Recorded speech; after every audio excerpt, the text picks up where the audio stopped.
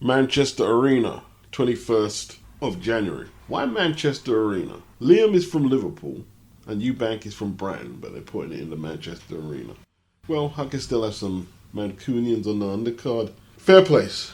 Now, I don't see no belts on the line. The last belt that Beefy won in a ring was against Jesse Vargas, who he stopped this year. That was the WBO Intercontinental Super Welterweight belt. EUBANK, the last time he fought for a strap was that WBA interim strap where he beat Mate Korborov. And no one's contested for that after, so it hasn't gone vacant. Does he technically still have a claim to that strap? But his last 3 fights since he's left the PBC, that belt hasn't been on the line. It's a very good fight. A lot of people are going to complain that it's on pay-per-view. And I guess it's not this fight in itself, but it seems everything in the UK is going on pay-per-view. I have no doubt that Yard versus BETERBIEV is going to go on pay-per-view. And people are going to be asking how they justify putting a pay-per-view tag on this fight. I mean, it's not the biggest fight at 160, is it? Although 160 is really moving at a snail's pace right now in terms of quality fights, unifications. It's really dragging its feet. But, you know, people are not happy. Tyson Fury and Frank are charging $26.95 for the Chisora fight next week. Neither man has really set the 160-pound division alight. They're almost trying to cash in off EUBANK's fight that fell through with Conor Benn and the controversy surrounding that. That's what it seems to me. Yeah, let's put this on pay-per-view. But I have to stay consistent. We'll have to wait until the box office figures are counted up and tallied up. You know, a lot of people will talk about pay-per-view and tell you what they think it's worth. You can't really do that. It's not an opinion. It's actually a mathematical process. Did it sell a lot or did it not? What you think of the card, what you think of this, that means nothing. Can it sell? Or better yet, did it sell? I wouldn't imagine that it's priced over £19.95. I wouldn't imagine that. I want to big up Everything Boxing, and this is just a rumour. It's just something to consider. Everything Boxing said he's heard Adam Smith will not be returning to his position at Sky. Now, what's his position, many are going to ask? He commentates and he's the head of boxing, isn't he? At Sky. There's a rumour that he was betting on fights he was commentating on in the comment section here. Someone also said they've basically blown the budget to sign up a lot of fighters, men and women, and now they're having to put fights like EUBANK and Liam Smith on pay-per-view. Like I said, we'll have to wait until the numbers are tallied up. But I don't think this does the same numbers that Kell Brook and Amir Khan does. I don't think it draws up the same excitement that fight did. I don't think it's nowhere near on the level commercially of EUBANK versus Conor Benn, which Eddie Hearn and the Sauerlands have said will still happen. Moises Fuentes has passed away. Former WBO minimum weight champion. Former interim WBO junior flyweight champion. He has victories over the likes of Ivan Calderon. 37 years of age. He embarked on a comeback in 2021 after 3 years off to face undefeated puncher David Coella in Cancun. It was a brutal left hook finish. Yes, it was. Fuentes was already coming off back-to-back knockout defeats against Daiga Higa and Roman Gonzalez. After the Coella knockout defeat, he was transported to a hospital on a stretcher with a severe clot on his brain. The surgery saved his life, but Fuentes was never the same, and he had to deal with numerous health complications that affected his quality of life. Condolences to his family, his friends, his wife. What a trauma it must be for her to lose her husband at 37 years of age. It's very young. Fuentes' last opponent, Coella, he's 21 years of age, Mexican, a vicious body puncher who doesn't seem affected, although he would have only got the news that Fuentes died recently. But he doesn't seem affected that he hospitalized him. And if you're going to continue boxing, that's how you have to be. You have to think, if it wasn't him, it could have been you. As brutal and cut and dry as that sounds, I don't know what else I can tell you. He's had 3 fights since, all of them this year. He's been active. He's 23-0, 16 knockouts, punches hard to the body. Pretty tall for a super flyweight, although his last opponent was 21-10. The one before that, 26-17. And a lot of opponents with losing records, so I don't know what the deal with that is. But he looks pretty good. One argument is if you put yourself in a position of fame and notoriety, you take everything that comes with it, good and bad. So when the paparazzi cite that you are newsworthy and they can get some mileage out of stories as a current event, they're going to do what they have to do and you have to accept it. I want to big up Nee Sowland. You know, he was saying people can have a bit of class. He says he loves the way that this generation films everything, but there has to be some class about how you go about things, laughing at videos, passing videos on. But it is what it is. All these major boxing media channels keep asking Nee Sowland or Harlem EUBANK, who is Chris Sr.'s nephew. Anyone who is connected to that EUBANK circle, they're going to ask them about Chris Sr. Why are you asking Nee Sowland about Chris Sr.? Oh, have you got any news about Chris Sr.? Like they're really concerned. But they just want the scoop. They just want the scoop. And when these superstars are having these issues, how did Nice title it? The press get bloodthirsty, almost. The man's lost his son. This affects people all differently. What these media outlets crave is to get another interview where EUBANK is saying all these bizarre things, because it will trend for days. The Conor Benn thing is dead. They ran that as a news story into the ground. But you know what happened recently? A two-time world champion popped dirty in July, and the news wasn't disclosed until September. And an infamous British boxing promoter had knowledge of this, and so have the British Boxing Board of Control. But apparently UKAD have to keep information confidential until the case is concluded. Well, why isn't it concluded? It's November. The fight took place in July. Like Frank was asking or demanding from Conor Benn and Eddie, where's the fucking B sample? But IFL are not interested in that. And the rest of them are not interested. Because Zolane Tete doesn't produce the headlines that Conor Benn, EUBANK, produce. So when a lot of people were running around like they were concerned about the health of boxers, condemning whatever parties and individuals, if you're that concerned, Zolane Tete's opponent needed 7 minutes of treatment from the paramedics when losing his Commonwealth title to Tete, who tested for an illegal substance. This isn't an adverse finding.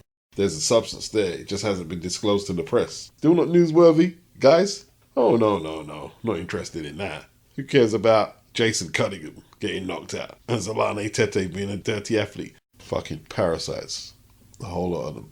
It's the way us in society perceive things. Oh, something's not right with Chris Sr. Let's all watch this voyeuristic spectacle because there's something not right with him. Or could you argue there's something not right with us? And it's not a matter of being sensitive, oh, poor Chris. It's what do we get out of watching somebody spiral close to the point of losing control of their life?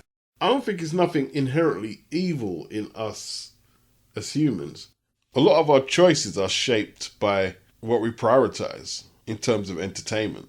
We're at a point where watching someone's real life fall apart or be exposed, not necessarily fall apart, but be exposed perhaps, is replacing scripted television programs, plays and films. I'm trying to understand what BIVOL means here on the BETERBIEV fight. It depends on our promoters. Can't just say I want to fight this guy. So, assuming BETERBIEV gets by Anthony Yarde, we could be looking at an undisputed clash at 175 between BIVOL and BETERBIEV. Now, BIVOL has said he would like to face BETERBIEV rather than engage Alvarez in a rematch for his next fight, despite the lucrative payday.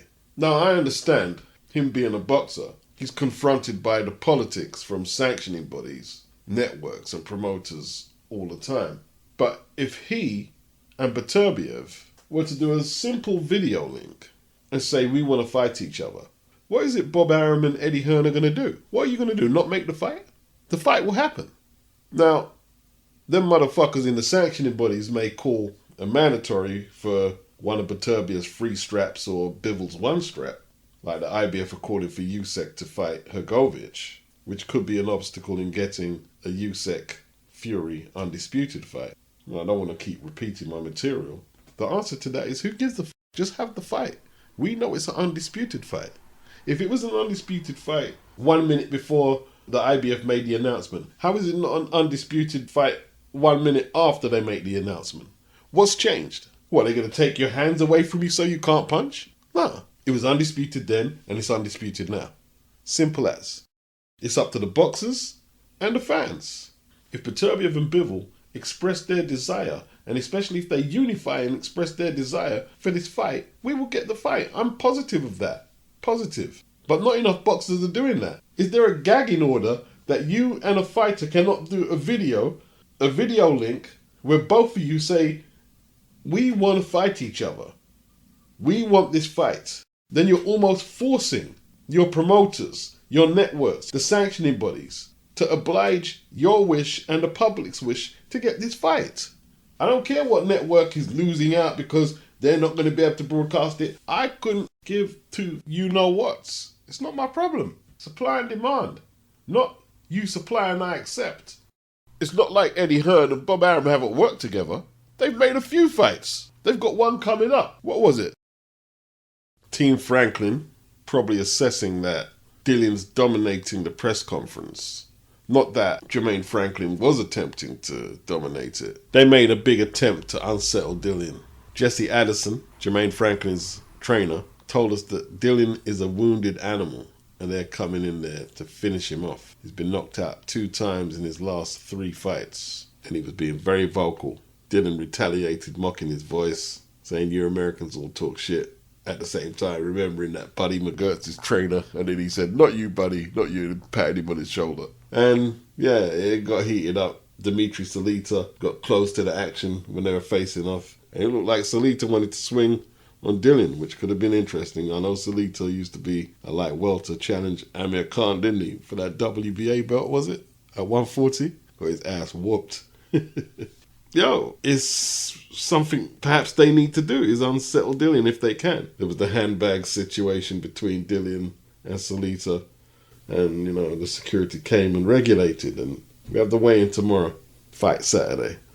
Dillian White is a wounded lion wandering in the jungle.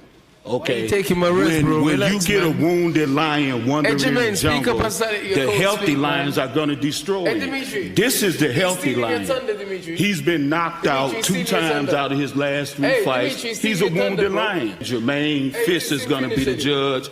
And, Is this thing finished? and, But Tilly and Salita, they he's talk too much, mumbling bro. now, but after the fight, he won't even be able to mumble. Okay, Jesse. You dumb fuck.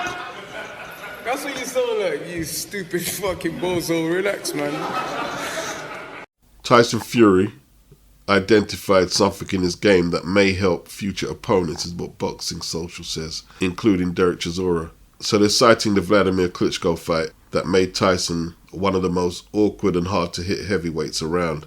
Klitschko landed just 52 punches in a 12-rounder. They're also saying it wasn't the most entertaining of fights, but Fury's skill was undeniable. And since he's linked up with Sugar Hill, it's been the more come-forward, aggressive, look-for-power punches approach. Fury said in a BT interview that he's more hittable now, and that he used to box off the jab, move around, or whatever. People found it very hard to hit him, but you look at the last few fights, then people have not found it that hard to hit him. He said he thinks there's at least 10 knockdowns between him and Wilder in that trilogy. It's a lot of knockdowns. So yeah, he's saying he's getting hit more than ever, but then again, he's doing more damage with his punches. It is what it is. He said, I believe being a heavyweight historian and knowing all the fights that's happened in the past, anyone can beat anyone in boxing. Boxing Social talk about Derek has been clear that he's going to go for the knockout. But as they point out here, the fans are still viewing it as a one-sided fight in Tyson's favour.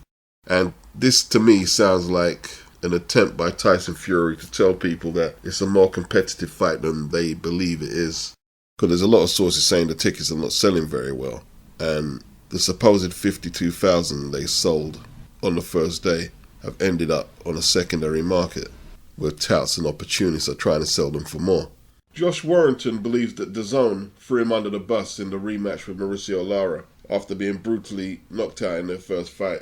Now, it was warming up nicely, the second fight, but it was cut short when Mauricio Lara was cut following a nasty head clash. Now, Warrington, 32 years of age, who was still under contract with DAZN, is basically saying the DAZN commentary team. Now, I went back and watched the second fight. I believe the commentary team was Mike Costello and Andy Lee. And Josh is basically saying the way they were painting the picture, it was like Josh couldn't wait to get out of there that he's grateful the fight finished the way it finished. Let me get his exact quote. DAZN, some fucking promotional outfit. They threw me under the bus. The behind the scenes stuff, they painted a picture as though I'm grateful to get out of the ring and that I'm still alive. I'm cheering to all my fans and that when I'm devastated, I'm close to tears. It's all like I've made it, I'm back, I didn't die. Mauricio's devastated that he couldn't kill me. That's how they painted it. If you were watching that and you didn't know what the fuck went on, you'd be like, oh, poor Lara, he didn't get a chance to kill that Warrington. Warrington, aggravated by the coverage, said he's still happy to box on their platform. Since the Lara rematch, he won back his IBF featherweight title, defeating Kiko Martinez on DAZN at First Direct Arena in Leeds back in March. And he'll be back there next month against Lopez. I don't think he's talking about Andy Lee or Mike Costello. He's talking about their coverage behind the scenes. It could be a shoulder program or coverage filmed post-fight. I'm not sure. Well, Warrington obviously wasn't going to mention how dangerous he came in with his head often in the fight. And there was a element of self-preservation. He's not going to get knocked out, even if it means illegal usage of his head. He seemed prepared to either get DQ'd or it go to a technical decision like it did, rather than fight a more clean fight, which in theory could have given Lara opportunities to take him out like he did in the first fight. That's a fair assessment of the fight. Josh Warrington needs to get over himself. Now, he's a little aggravated, and he said he'll continue to fight on the platform. I mean, he's won the IBF belt back from Kiko Martinez on DAZN since the Lara fights. He needs to get over himself a little, doesn't he? I mean, he did fight dirty. I empathise with his position. He was knocked out brutally. He's got to face his demons. Remember, he went to speak to Anthony Joshua, find out how he got over his demons after the first Andy Ruiz fight. But that doesn't take away from the fact that he illegally used his head, and that's what stopped the fight. He led with the nut a couple of times. That led to the cut. Did he want DAZN to paint a picture like he went in there and extracted some type of revenge using legal tactics? That's not what happened. Now, I haven't seen this footage he spoke about, or at least I don't believe I have, but he needs to get over himself. And here's the facts. Lara has knocked Warrington out once. The second one is a technical draw. Not a technical decision, if that's what I said earlier. A technical draw. And Warrington is still yet to beat Lara. Instead of bitching about DAZN's coverage, fight Lara again and clean it up. We know what's happening over Matchroom. We know what's happening. Let's keep it real. Warrington didn't know anything about Lara, and it was thought to be a relatively safe fight first time around. Lee Wood was scheduled to fight Lara, voluntary defense of that WBA interim belt he has. And I think his all of a sudden I'm injured, let me produce a sick note and get out of the fight shit was some bullshit. Because he still hasn't got a fight scheduled, Lee Wood. Why hasn't he rescheduled the Lara fight? Yes, they are running scared of Mauricio Lara. Yes, they are. The Matchroom featherweights are running scared. Leo Santa Cruz running scared. Running scared, running scared. So Jermaine Franklin weighed in 18 stone 5, Dillian 17 stone 13. Lighter than what I thought he'd weigh in. A few pounds lighter than what he weighed in for Tyson Fury. And he looked in good shape. Dillian looked in good shape. Jermaine didn't look in great shape. But looks can be deceiving. If he's not in shape, he's going to be in trouble. I didn't realise he was inactive for the whole of 2020, the whole of 2021. He came back in May against Rodney Moore this year, and he came in 277. So he's 20 pounds lighter at 257 tonight. I didn't realise he was that inactive. And this is all part of the matchmaking process, you see. When you look deep into the statistics and beyond the unbeaten record, you get a clearer picture of what you're actually getting in the ring. And no, it wasn't a coincidence that they're both wearing jerseys. I think that's an American jersey, football jersey Jermaine has on. And Dillian has on the England strip. That's not by coincidence, that's by design. England are playing America in the World Cup tonight, and Matchroom jumped on that quickly. That adds to what's at stake here in terms of bragging rights. And it would be a big win for American heavyweight boxing if Jermaine could pull this off. It would be. And a disaster for England. But, you know, I heard from somewhere in Jermaine's team, maybe Salita, that he's coming in heavy so he'll be able to absorb Dillian's punches better and get more power in his own shots. But we've heard that before from out-of-shape heavyweights. I believe this camp was a fat camp. He was getting weight off more than conditioning. 19 stone 5 for Nathan Gorman. That's heavy. That's big. 17 stone 2 for Fabio Wardley. Now, unless Nathan just spent way too much time at the buffet table, we must assume he's bulked up to try and wear down the lighter Fabio. But as David Hay pointed out, Gorman didn't look as heavy around the midriff. He seems to be big around the chest and shoulders, not shredded or anything like that, but he's carrying that 19 stone 5 pretty well. So that British heavyweight title fight could be interesting. Could be very interesting. Let's see if Nathan can upset the odds. He's the underdog. I don't know what the odds are. I don't really gamble, so why would I know? Dear oh dear. Look at the idiots in the comment section. Never seen Ryder so muscular. Yeah. Well, I have seen John Ryder live at a weigh-in and he's always had that physique. Always. So maybe he was juicing from back then. If that's what you're insinuating. 167 for John Ryder. Well inside the 168 super middleweight limit. 167.3 for Zach Parker. No controversies there. So we're set to go for a weekend's worth of boxing. We start at the York Hall tonight. Channel 5. Harlem EUBANK versus Tom Farrell. Liam Williams on the undercard.